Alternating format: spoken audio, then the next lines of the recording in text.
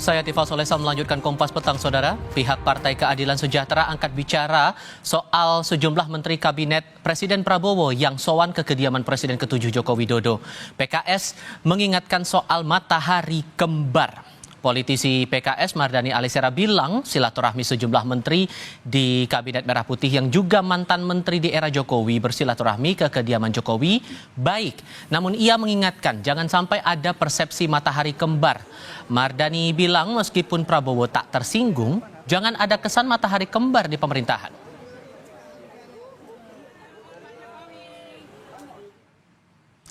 Mardhani menyebut, bagaimanapun presiden kita Pak Prabowo dan Pak Prabowo sudah menunjukkan determinasinya, kapasitasnya, komitmennya.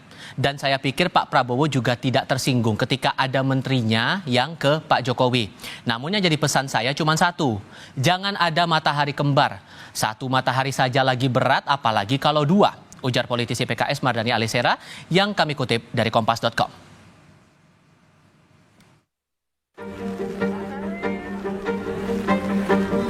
Sejumlah Menteri Prabowo yang pernah mengisi Kabinet Presiden ke-7 Joko Widodo soan ke kediaman Jokowi di Solo. Menteri ESDM yang juga Ketua Umum Golkar Bahlil Lahadalia salah satunya berkunjung Selasa lalu. Bahlil mengaku rindu Jokowi dan diberikan nasihat soal membangun negara ke depan. Ya, kangen sama Bapak juga, sama Ibu, makan sama-sama terus ngomong-ngomong ringan. Ya, perkembangan ekonomi, ya saya kan muridnya Bapak Presiden Jokowi. Jadi waktu saya anggota kabinet pertama, saya menjadi anggota kabinet dan banyak dinasihati untuk bagaimana membangun negara ke depan. Ada pula Menko Bidang Pangan yang juga Ketua Umum PAN Zulkifli Hasan Rabu lalu sowan ke kediaman Jokowi. Zulkifli bilang dirinya sowan sebagai salah satu menteri di era Jokowi.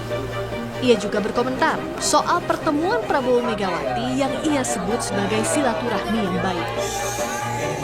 Lebaran itu kan saya kan menterinya Bapak. Ya, banyak dibimbing dulu 2 tahun, dipercaya beliau sama Ibu. Ya. Kalau perkembangan ekonomi, masa Lebaran aja saya nggak datang gimana? Pak, kalau terkait pertemuan dengan Bu Mega sama Pak Prabowo, tanggapannya gimana Pak sebagai Ketua Umum Partai? Ya saya baru baca tadi. Ya. Memberi apresiasi positif atau seperti apa Pak? Saya baru baca tadi. Ya tentu silaturahmi apapun bagus ya. Namun, Partai Keadilan Sejahtera mengingatkan kepada sejumlah Menteri Kabinet Merah Putih untuk berhati-hati setelah bersilaturahmi Lebaran kepada Jokowi agar tak ada kesan matahari kembar. Pengamat politik Adi Prayitno menilai, para mantan Menteri Jokowi yang juga ada di jajaran Kabinet Prabowo silaturahmi ke Solo sebagai hal wajar selama pihak istana tak keberatan dan para menteri menegaskan pimpinannya adalah Presiden Prabowo. Jadi diskursus soal matahari kembar itu sebenarnya didasarkan atas 2 hal itu. Di mana peran-peran Pak Jokowi, di mana signifikansi Pak Jokowi di pemerintahan Pak Prabowo itu masih cukup terasa dan masih cukup kuat. Apalagi misalnya di berbagai kesempatan Pak Prabowo selalu mengatakan hidup Pak Jokowi, hidup Pak Jokowi. Dan saya kira Pak Prabowo juga tidak bisa menyembunyikan bagaimana rasa kagum, rasa respect, dan ungkapan terima kasihnya yang cukup luar biasa ke Pak Jokowi. Jadi wajar kalau kemudian banyak pihak yang menganggap soal adanya matahari kembar itu. Hati-hati kalau kemudian istana dengan manuver menteri dan wakil menteri yang masih sering ke Solo dan menganggap Jokowi sebagai bos. Nah, kalau itu membuat istana tidak nyaman, ya bukan tidak mungkin. Ada konsekuensinya di kemudian hari, entah itu apa. Sejak hari pertama Idul Fitri, sejumlah tokoh yang dekat dengan Jokowi dan berada di Kabinet Prabowo silih berganti mendatangi kediaman Jokowi di Solo. Para tokoh kompak bilang pertemuan itu dalam rangka silaturahmi kepada Presiden ke-7 Joko Widodo. Tim Liputan Kompas TV.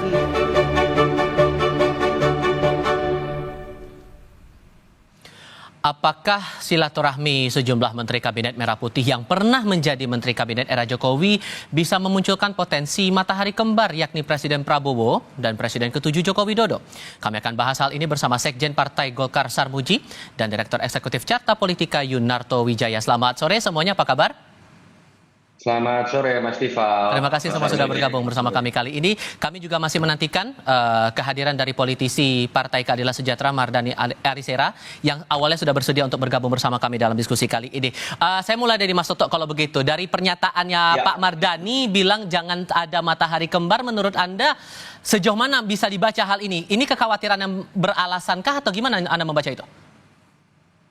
Kalau melihat secara objektif Mas Tifal, karena momennya sebenarnya adalah momen Lebaran, sebetulnya ini peristiwa biasa saja. Silaturahmi datang dalam konteks Lebaran. Beda kalau ceritanya adalah ada menteri-menteri yang rutin, misalnya seminggu sekali, sebulan sekali, datang dan menggunakan bahasa meminta arahan. Nah, itu udah salah kaprah dalam konteks tata negara. Tetapi saya bisa mengerti juga kenapa dalam konteks kemarin ada misalnya menteri yang menggunakan bahasa yang menurut saya tidak elok secara tata negara. Misalnya Mas Trenggono mengatakan dia mantan bos saya dan masih bos saya. Itu punya konsekuensi loh secara tata negara, karena ya kita betul-betul hanya boleh berbicara bahwa atasan itu hanya presiden. Bahkan seorang menteri itu nggak bisa mengatakan dalam kapasitasnya sebagai menteri, walaupun dia kader partai, bos saya sebagai menteri adalah ketum partai saya. Nggak boleh itu secara tata negara. Nah, yang memang membedakan begini Mas Tifal, sebetulnya kalau kemudian ada menteri-menteri datang dekat dengan mantan-mantan presiden biasa saja. Ibu Sri Mulyani juga datang ke rumahnya Ibu Mega, Pak BGS atau Pak Basuki juga datang ke rumahnya Ibu Mega karena memang memiliki kedekatan pribadi. Tetapi kenapa sih dalam konteks Pak Jokowi dengan Pak Prabowo isu ini lebih menarik? Karena memang ada sesuatu yang berbeda. Pergantian tongkat estafet kekuasaan tidak terjadi biasa-biasa saja. Wakil presidennya Pak Prabowo itu anaknya Pak Jokowi. Polemik ini kan sudah muncul pada masa Pilpres dan kemudian orang bertanya-tanya, ini sebuah kesepakatan apa sih, berbagi kekuasaan atau sekedar bicara keberlanjutan? Kalau berbagi kekuasaan artinya Jokowi masih punya porsi di situ. Kan itu analisisnya. Fakta lain juga mengatakan, fakta empiris, ternyata di belahan dunia lain apa yang terjadi pada skala yang mirip-mirip, walaupun kita nggak tahu konsekuensi akan sama atau tidak, di Filipina situasi yang sama itu tidak berbuah dengan baik. Kita tahu wakil presidennya akhirnya dimaksudkan karena terjadi seperti pertarungan mengambil porsi kekuasaan di antara presiden dan wakil presiden dan juga mantan presidennya. Jadi ini konsekuensi dari sebuah pembelajaran demokrasi yang kurang elok yang terjadi pada pemilu sehingga spekulasi-spekulasi ini masih muncul. Tapi saya berharap sih memang momen Lebaran kemarin hanya berupa silaturahmi saja. Kalau gitu saya konfirmasi langsung ke Pak Mardani Alisera yang baru saja bergabung bersama kami. Assalamualaikum Pak Mardani, apa kabar Pak? Waalaikumsalam semuanya, makasih. Saya mau konfirmasi dulu, sampai Anda keluar ke pernyataan jangan sampai ada matahari kembar, itu ada kekhawatiran apa sesungguhnya dari pertemuan itu menurut Anda Pak? Yang pertama saya setuju silaturahim dijalankan, apalagi Idul Fitri kan. Tetapi tetap dalam ketatanegaraan presiden kita itu Pak Prabowo. Dan saya yakin para menteri juga ketika silaturahim sudah izin kepada Pak Prabowo, saya yakin itu. Tapi tetap dalam konteks ketatanegaraan perlu selalu diingatkan, Pak SBY juga berapa kali mengingatkan tuh, tidak boleh ada matahari kembar karena dampaknya akan sangat rumit dan mahal. Dan karena itu saya tetap yakin semuanya satu komando kepada Pak Prabowo, tapi pengingatan juga perlu buat kita semua. Tapi ada kekhawatiran tidak kalau membaca pertemuan ini, mengingat ada dari beberapa mantan menteri ini ada 2 menteri yang statusnya juga ketua partai. Pak Zulhas ketemu Pak Jokowi juga, Pak Bahlil juga ketemu Pak Jokowi juga. Anda punya kekhawatiran sendiri nggak sih Pak Mardani? Tidak khawatir, tapi tetap harus diingatkan. Karena bagaimanapun Pak Prabowo adalah presiden kita dan sistem presidensial kita betul-betul komando ada di tangan presiden. Oke, kalau gitu saya coba konfirmasi ke Pak Sarmuji. Pak Sarmuji, Pak Bahlil kan juga ikut bertemu Pak Jokowi langsung ke Solo. kenapa kemudian Pak Bahlil merasa butuh meminta nasihat lagi kepada Pak Jokowi? Padahal kan juga sering ketemu Pak Prabowo, masih dalam kabinet merah putih juga. Itu ada alasan khusus nggak sih sebetulnya, Pak? Pak Sarmuji, mohon maaf boleh dibuka dulu audionya, Pak? Oke, silakan. Jadi nggak ada sesuatu yang spesial, yang khusus nggak ada. Karena ini momentumnya Lebaran. Sewajarnya orang yang merayakan Lebaran, kita pasti mengingat orang-orang tua kita, sahabat-sahabat kita. Dan kebetulan Pak Jokowi adalah orang tua sekaligus presiden pada waktu mereka itu menjadi menteri. Kalau orang PKS nggak ada yang ke sana, memang waktu Pak Jokowi nggak ada orang PKS jadi menteri. Andaikan temennya Pak Mardhani ada yang jadi menteri, mungkin ke Pak Jokowi juga. Jadi sesuatu yang wajar sebenarnya. Tidak perlu dikhawatirkan kan, tidak, kita memang mesti membedakan mana yang betul-betul silaturahim, mana yang betul-betul acara kemanusiaan, atau mana yang berbau politik.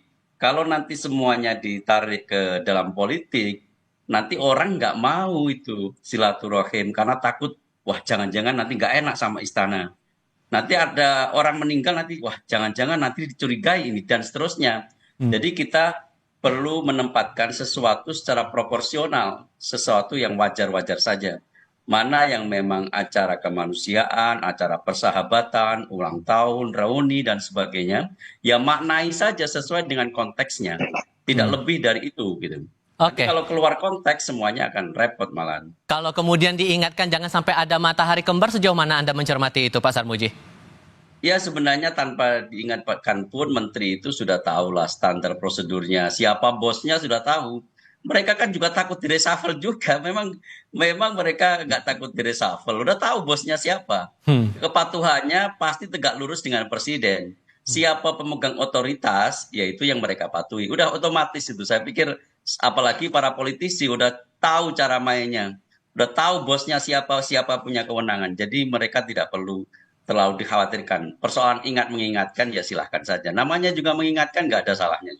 Oke, Mas Toto membaca beda pandangan padahal sama-sama dari Kim Plus nih, gimana nih ngelihatnya, Mas Toto?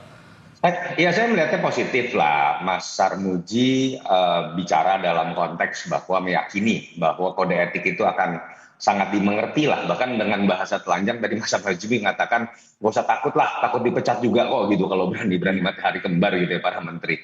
Bang Mardhani juga tidak salah ketika berbicara mengingatkan bahwa potensi matahari kembar ini bukan hanya Bang Mardhani. SBY juga mengingatkan hal tersebut. Tadi saya sudah menyebutkan konteksnya bahwa kita harus akui loh, isu mengenai matahari kembar ini menjadi besar karena ada situasi yang memang juga anomali. Kenapa ya? Simpel saja, anaknya mantan presiden jadi wapres. Kalau kita mau bertanya dengan lebih kritis misalnya, berspekulasi, orang bisa saja bertanya, wakil presiden Gibran Rakabuming lebih loyal kepada Pak Presiden atau bapaknya sendiri? Karena mantan presiden adalah bapaknya sendiri. Bukan tidak mungkin setiap hari bertemu, setiap minggu bertemu. Ini kan muncul spekulasi-spekulasi ini berdasarkan anomali-anomali yang dari dulu para pengamat, para peneliti, akademisi sering mengingatkan. Dan ini hanya satu hal kecil Mas Tifal.